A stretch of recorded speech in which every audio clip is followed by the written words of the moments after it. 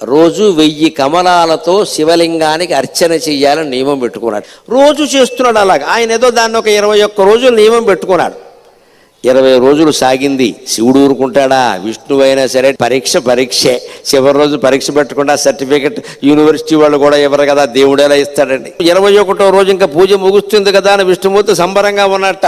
రోజు చెరువులో 1100 కమలాలు పైన పోస్తున్నా, నేను 1000 కోస్తున్నాను, బాగున్నావు చూసి అంచేత అలా అని పెడితే ఆ వేళ ఆశ్చర్యకరంగా 999 పూసాయి. ఎంత వెతికినా 1000 కమలం కనపడలేదు. ఏమిటిది?